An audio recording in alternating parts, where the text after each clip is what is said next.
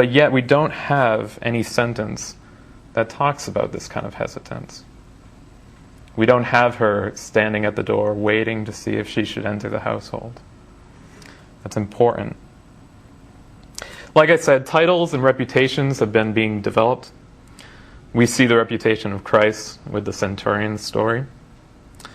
Also, we see how his reputation is being played off with John the Baptist's reputation. How John the Baptist had come not eating or drinking, being very, very traditional, and yet the Pharisees found wrong in him. And yet the Son of Man, we are told, came eating and drinking, but they called him a glutton and a drunkard. So we have this conflicting view of how the Pharisees are seeing Christ and how the crowds are receiving Christ. The crowds see being a friend of a sinner as a very positive thing, as we do today in church.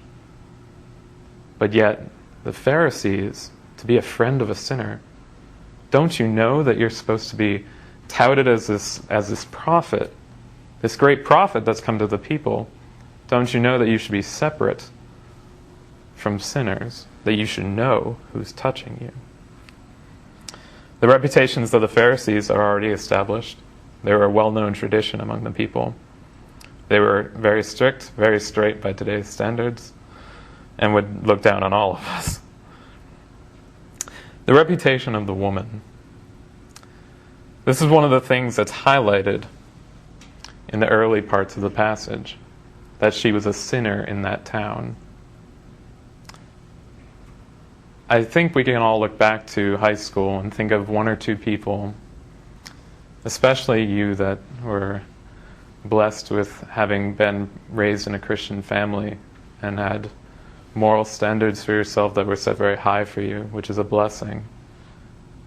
But we can look back at the people that we might have said, well, you know, I'm gonna invite them to youth group, but not that person. Oof. Yeah, you know, it'd be great if you could come to a basketball game with me, but not youth group.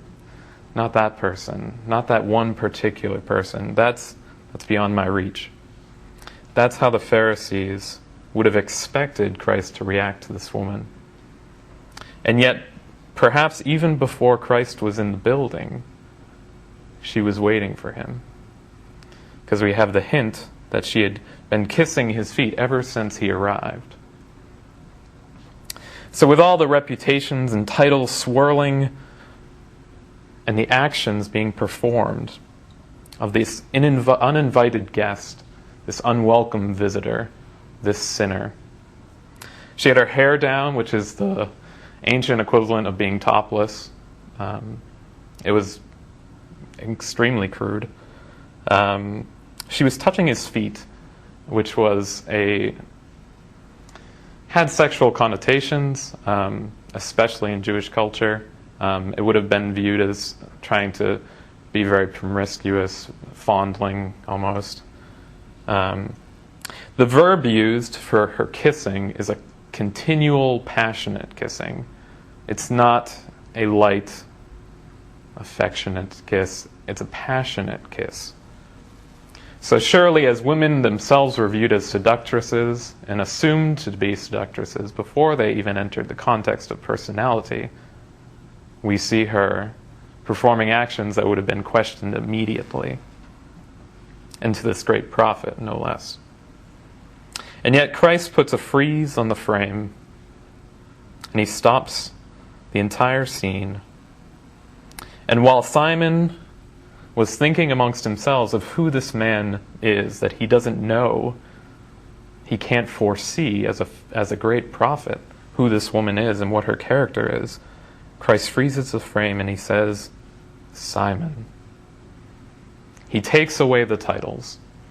He strips them bare of what they are, what they see themselves to be, and he calls him by name. This is important, considering that they've been trying to label each other the entire time. What we see is that we need to be finding forgiveness of others, and Christ develops this whole line of thinking with the next parable of the two men owing a lesser and a greater debt to their boss. Now, a Pharisee would have been rich enough to hold a symposia. He would have been very aware of how to handle debts.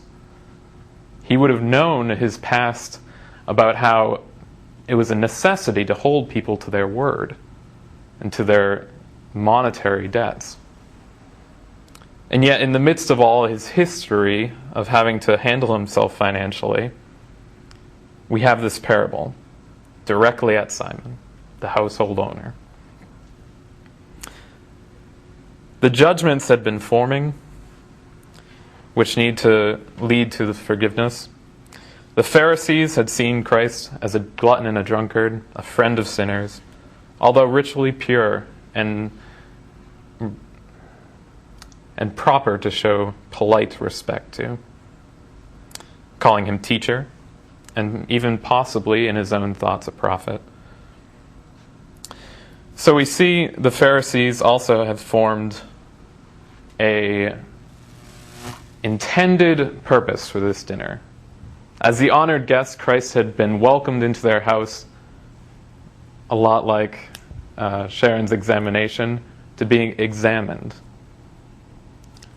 He was at the front of the table with the host, Simon, and he would have been expected to be answering questions back and forth.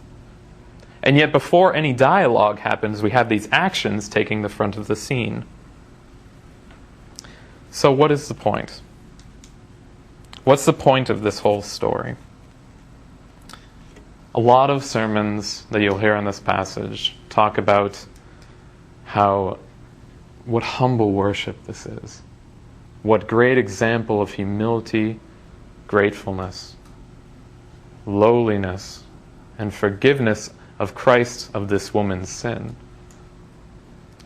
What I think is highlighted is quite different. The parable, as well as the rest of the story, is directed towards Simon and the men around the table. Even though the actions are being committed by the woman, the scene quickly turns to Simon by name in the second half. And it's for the benefit of Simon and those around the table that Christ directs his lesson towards.